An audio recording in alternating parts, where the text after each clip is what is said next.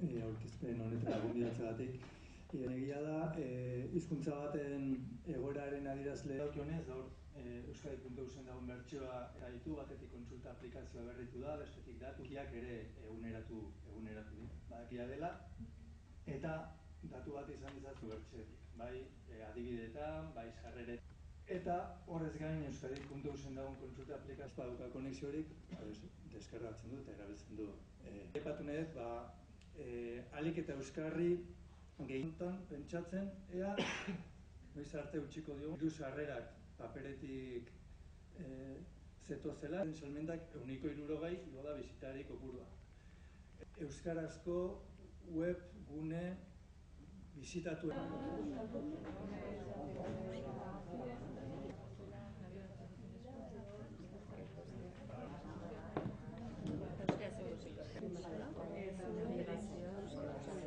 Eskerrik asko, etortzegaitik, eguraldia gora bera, asko izan zarete, azkenean heldu zaretenak, bi falta zaizkigu mailan, eta aurkeztu egingo ditut, maikideak, ikusten duzuen moduan aditu asko, hemen, lan mardula dalako gaur aurkeztu behar duguna. Estibaliz Alkorta, nire aldamenean, Euskara Sustatzeko zuzendaria, programaren arduraduna, Maite Iruroetagoiena, Ibapeko zuzendaria, Araceli Díaz de Lezana, hizkuntza plangintzako arduraduna, Eluiar Fundaziotik etorri da Jon Astiria, Gontzal López Osakidetzako euskera teknikaria, Arantza Bodego EHUko geologoa ezin izan da heldu, eguraldia dalata, Inigo Mendiola, badaukagu gurekin, Gipuzkoako Foru Aldundiko landagarapen eta turismo sailekoa, Mario Gofar ere errepidean edo dabil, Bekeko marketing eta komunikazio arduraduna gurekin egotekoa zen, eta Maite Goñi Mondragon Unibertsitatetik.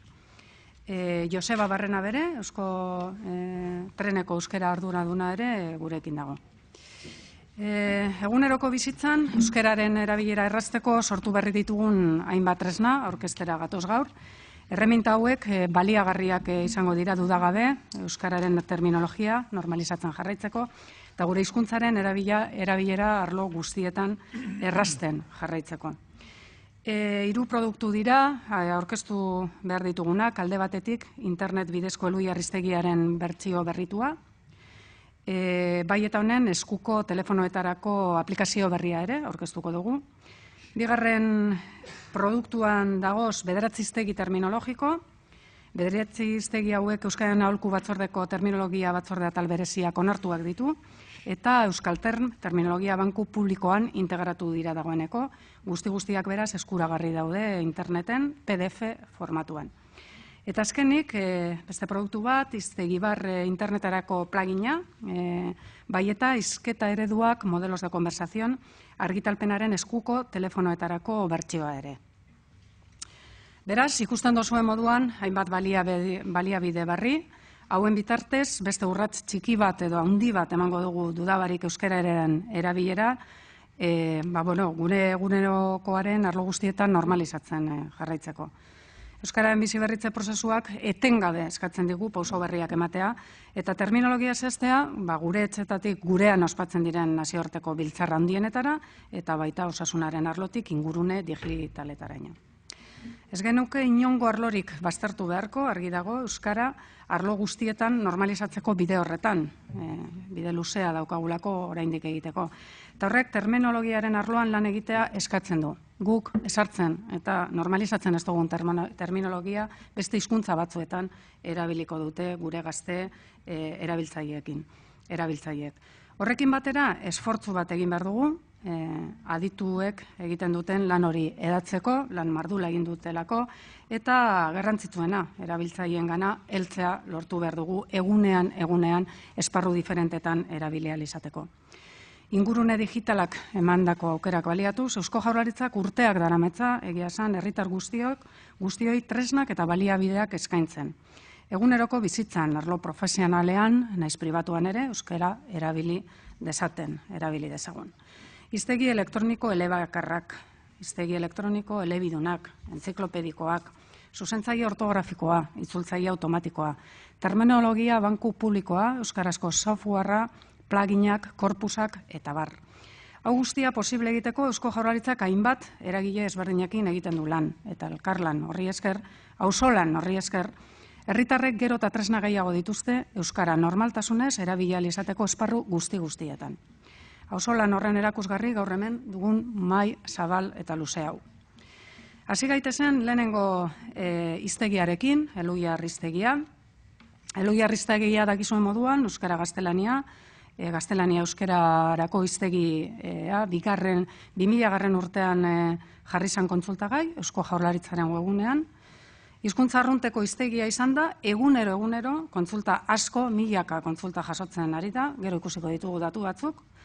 Oso garrantzitsua da, horrelako tresna bat guztion eskura izatea, lehenagoan gara komentatzen, esaterako eskola ikastoletan zenbat erabiltzen den, eta edozein momentutan ditugun hizkuntza zalantzak arineketan argitu ahal izateko tresna da. Elhuyar hiztegiaren online bertsioaren azken eguneratzea, edukiari dagokionez egin zen 2006 urtean, eta 2017 aldaketa garrantzitsuak izan ditu, hiztegiaren datu basean formatuari dagokionez, aldaketak egin dira, edukia ere eguneratu da, eta interfazea ere euskadi.eus egituraren arabera egokitu da. Hiztegia kontsulta daiteke, gero ikusiko dugu, pantailan, arazalik jarriko digu, eta hiztegiaren APA ere eskuragarri digu, aplikazioa Androiderako eta iOS-erako, iPhone-etarako ere. Elhuyar Fundazioko Josu Astiriak, unitatearen arduradunak, zetasun gehiago emango dizkigu honen inguruan.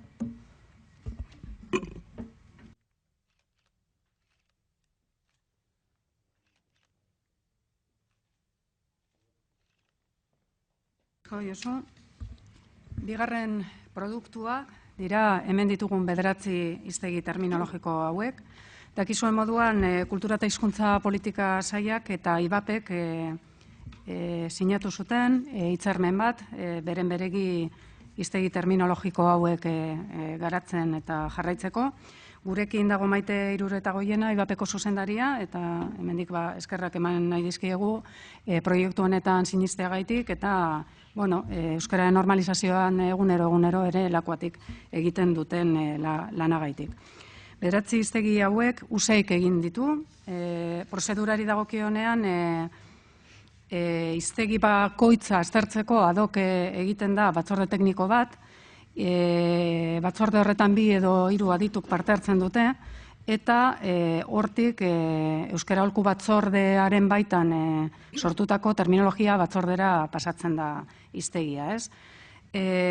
Batzordekide horiek ere euren oharrak egiten dituzte, eta erabakiak hartu eta gero onartu egiten da. Beraz, euskara aholku batzordearen batzorde horrek, terminologia batzordeak onartutako hiztegiak dira, eta beren beregi terminologia hori gomendatua da alegia.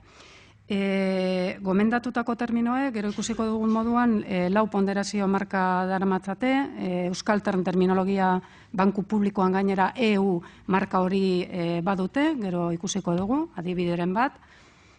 Eta esan beharra daukagu, terminologia lanaren plangintza martxan jarri izanetik, hau 2002 urtean izan zen, hizkuntza politikarako sailburu ordetzaren helburua izan dela, ahalik eta eremu gehienetariko oinarrizko terminologia hori lantzea, zehaztea, batzordeak finkatzea, eta batez ere garrantzitsuena, erabiltzaileei gomendatzea erabil dezaten. Terminologia batzorde horrek lehentasunak ezarri ditu, eta lehentasun horietan ezarri ditu alde batetik hizkuntza paisaia, merkataritza eta kontsumoa, herri administrazioa eta zuzenbidea, irakaskuntza, eta irakaskuntzaren barruan unibertsitatea, lanbide heziketa eta enpresa, guretzako ezinbestekoak, kirolak eta teknologia berriak.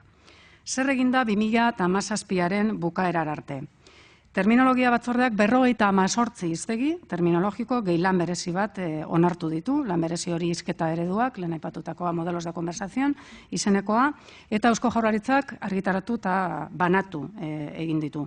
Hiztegi guzti horiek badaudeia Euskal Termen integratuta, eta PDF formatuan ere eskura daitezke. Gero jarriko dugu, zein helbide elektronikotan eskura daitezkeen. Gaur, 9 hauek aurkeztu behar ditugu, esan ditugu arlo diferentetakoak direla, banan joango gara arloak eta aipatzen, hemen ditugulako adituak. Lehenik eta behin, 3 hiztegi oso garrantzitsu, medikuntza arlokoak direlako, eta badakizue ahalegin berezi bat egiten ari direla arlo honetan, eta beharrezkoa da. Osakidetzan eta medikuntza arloan, bai irakaskuntzan, zein gure osasun zentro eta ospitaletan, terminologia hau zehaztuta egotea eta ahalik eta gehien erabiltzea eta normalizatzea. 3 hiztegi beriz, beraz, traumatologia, lehena, IESA eta mendekotasuna. Presentzia handiagoa, esan dudan moduan, euskerarena, eta horrela jarraitu behar du, dakizuen moduan, 180 hemen dago euskara teknikaria, baina uste dut ia 200.000 erabiltzaileek aukeratu dutela, euskera, osakidetzarekin ere hartatuak izateko, eta hori ezinbestekoa. Horrezagaitik hain garrantzitsua enbeste profesionalentzako ere terminologia hiztegi hauek. Gontzal López daukagu, euskara teknikaria da, osasun arloan, eta berari emango diot hitza.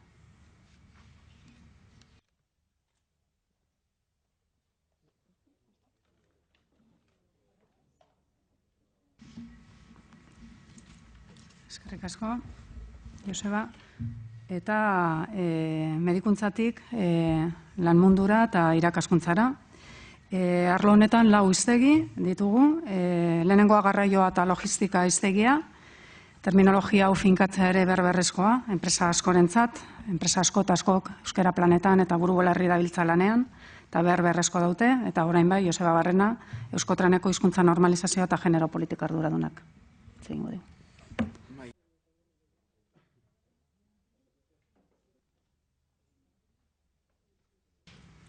Eskerrik asko, Joseba. Beste hiztegi bat ere badaukagu, azokak, biltzarrak eta jendaurreko ikuskizunen inguruko hiztegia, terminologia hau ere beharrezkoa gure gaurko gizartean, eta ez bakarrikak sokak, biltzarrak eta jendaurreko ikuskizunak antolatzen dituztenentzat, baizik eta herritar guztientzako ere. Horretan oso aktibo izan da BEK, Bilbao Exhibition Centerra gonbidatuta egoan, baina Mario Gofarrek azkenean, ez du modurik izan ez da, etorteko, baina hor daukagu, azoka, biltzar, ikuskizun eta arlo horretan ere terminologia esarrita eta zabaltzeko prest.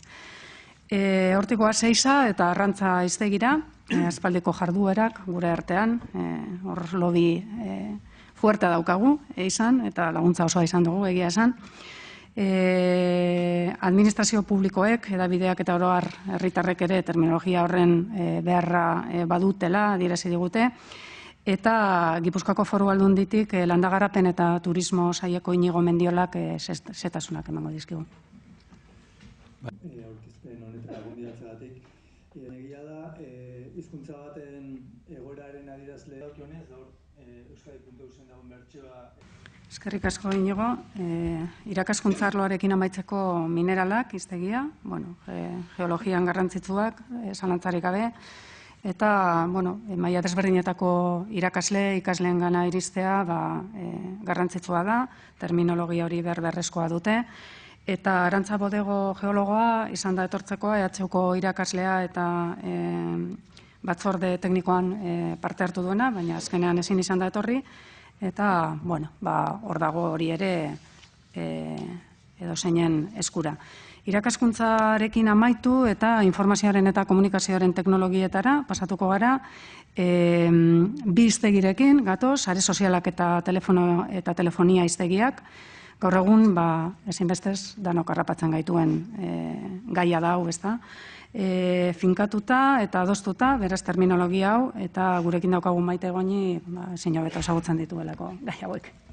Hasteko Aditu batetik kontsulta aplikazioa berritu da, bestetik datuak ere eguneratu badakia dela, eta datu bat izan izazu bertzetik, bai adibideetan, bai sarrere. Eta horrez gain Euskadi.eusen dagoen kontsulta aplikazioa. eskerrik asko gonbidapenagatik. Eskerrik asko Maite, eskerrak emon, erabiltzaile eta ditu guzti hauei, hiztegiekin amaitzeko. Terminologia batzordeak hiztegi terminologiko honek onartu eta gomendatzen ditu, eta argi dago orain zabalkundea behar den moduan egin behar dugula, eta erabiltzaileen esku dagoela, ezta, termino hauek zabaltzea. Animoak emon, hiztegi asko falta direlako, eta zuekin kontatuko dugulako, eta animatu guztiak hiztegiak erabiltzera. Terminologia beharrezkoa da, eta gure hizkuntzan erabiltzen ez badugu argi dago beste hizkuntza batzuetan erabiliko dutela erabiltzaileek. Eta bagoaz laugarren produktura, plugina eta aplikazioa, eta Araceli Díaz de Lesanari emango diote hitza, bi tresna erakutziko ditu, plugina eta aplikazioa, bi tresna Elogiar Fundazioak egindakoak. Konexiorik deskargatzen du eta erabiltzen du. Epatu nahi dut, alik eta euskarri gehiuntan pentsatzen, ea noiz arte utziko diogu, diru sarrerak paperetik zetozela, salmentak 160 igo da bisitari kopurua. Euskarazko web gune bizitatu. Luzetxu joan da, eta amaiera emango diogu, galderarik badaukazue galdetu, eta bestela eskerrik asko adituei, eta komunikabidei laguntza eskatu, produktu hauen zabalkunderako, eta gai hauen inguruan idatzi behar baldin badozue, gonbitea. Terminologia hau ere erabiltzeko. Eskerrik asko, galderaren bat. Euskara sustatzeko 13 produktu aurkeztu dituzue, baina Stikerrek duela 2 egun kaleratutako datuen arabera, derrigorrezko bigarren hezkuntzatik ateratako ikasleen erdiak, ez da euskaldundu ateratzen, Stikerrek ateratako datuak dira, 206.000 ikasle euskaldundu gabe ateratzen dira DBH-tik, Jaurlaritzatik honen inguruan balorazioren bat eskatuko genizoke, favorez? Euskaldundu gabe? Bai, hori da, bai. Nik esan behar dut. Txostena arabera, derrigorrezko bigarren hezkuntzatik euskaldundu gabe ateratzen dira. Hori da, 209.000 ikasle ateratzen dira urtero, eta 206 euskaldundu gabe ateratzen dira DBH-tik. Nik esan behar duena da, balorean jarri behar dela, gure hezkuntza sistemak azken urteotan egindako lana, kontuan hartuta gure hizkuntza gutxitua eta normalizazio bidean dagoen hizkuntza bat dela. Gure hezkuntza sistema konplexua da, gure antzeko biziberritze prozesurik nekez aurkituko dugu munduan, horregaitik ezin gara joan inora, ezta, kopiatzen. Balioan jarri behar da, egindan lana, kontuan hartu zelan hasi ginen, oindala ez dira urte asko gure irakaslerik gehienak erdaldunak ziren, urte gitxian eginda euskalduntza prozesu ikaragarri bat irakasleekin, balorean jarri nahi dut irakasle guzti horiek egindako lana. Nik uste dut normala dela, hizkuntza gutxitu batean arazoak izatea eta konplexutasunak izatea. Hala ere, une honetan uste dut gure ikasleen 74, baino gehiago D ereduan ari dira ikasten, azkenengo matrikulazio datuen arabera uste dut 90-tik gora dabiltzatela B eta D ereduetan ikasten, eta horrek beste emaitza batzuk ekarriko ditu. Orduan, balorean jarri egin dana, egia da hobetu beharra daukagula, konplexua da, euskara hartatz duen sistema eleanitz baten urte gitxian emaitza ikaragarriak izatea, baina, nik esperantza daukat emaitzak ere gerotabeak izango direla. Adituek egindako dokumentu berri horretan, sailburuak lehengo gunean aurkeztu duen dokumentu horretan, oinarri sendoak daude, jauzi kualitatibo handi ikaragarri bat egiteko, nik uste dut esarrita daudela, gaitasunak, badagoela asko metodologiaren inguruan, irakaslegoaren prestakuntza iraunkorraren inguruan, esarrita, eta nik uste dut gainera adostasun zabala, egon dela, horren inguruan, eta esperantza handiak ditugu, ekarpenak eta egiten direnean bai eragien arte aldetik eta herritarren aldetik, eta legebiltzarrera doanean, gurako egunuke aditu horiek, gainera oso anitzak, izan diren aditu horiek, leku diferentetatik etorri direlako, hizkuntza politikako sailburu horretzak, nahiko luke alderdi politikoen artean ere, adostasun maila batera heltzea eta erantzukizunez eta ardura bategaz jokatzea adituek egin dute esfortzu ikaragarri bat, dokumentu onak eta sendoak direla esan dute, eta euskararen etorkizunerako eta normalizaziorako uste dut oinarria jarrita daudela hizkuntzen inguruko dokumentu horretan. Orduan, hobekuntzarako, bai, asko daukagu egiteko, baina dudarik gabe argi utzi nahi dut irakaslegoak eduki ditugun baldintzekin egin duen lan ikaragarria da. Lana ikaragarria da, ni irakaslea naiz, eta bakarrik esango dizut, umeak hartu egiten ditugula, lehenengo euskara irakatzi egin behar zaiela, eta gero euskaraz irakatzi. Hor lan bikoitza egiten dela, eta kontuan hartu behar da, azkenengo urteotan zelan aldatu diren gure geletako umeen ezaugarriak. Gehienak hiztun berriak dira, famili erdaldunetakoak, euren eguneroko bizitzan ez daukate aukera handirik euskaraz bizitzeko, hiri eta herri handietatik eta eremu soziolinguistiko erdaldunetatik datoz, eta egiten den esfortzua, eta benetan geletan egiten den esfortzua goraipatu behar da.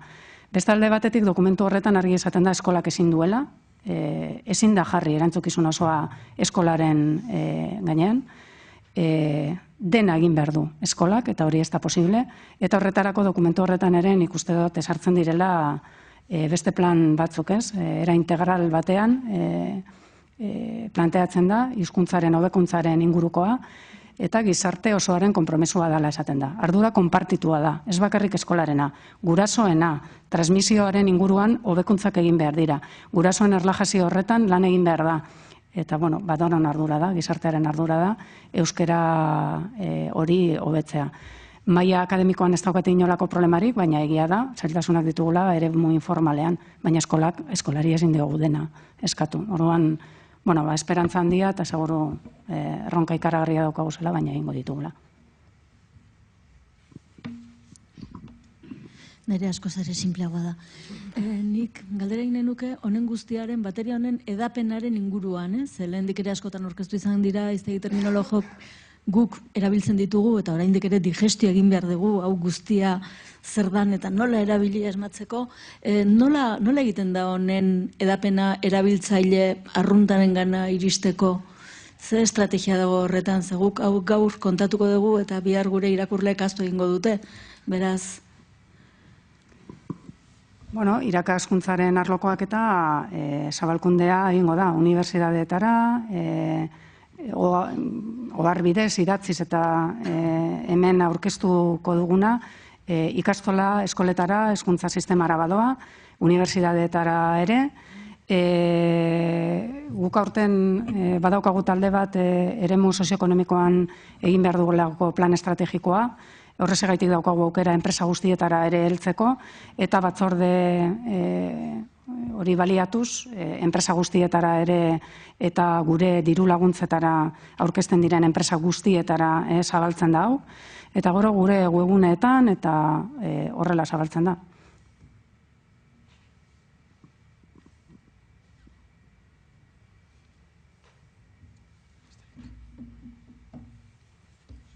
Besterik? Eskerrik asko. Eskerrik asko eta laster arte.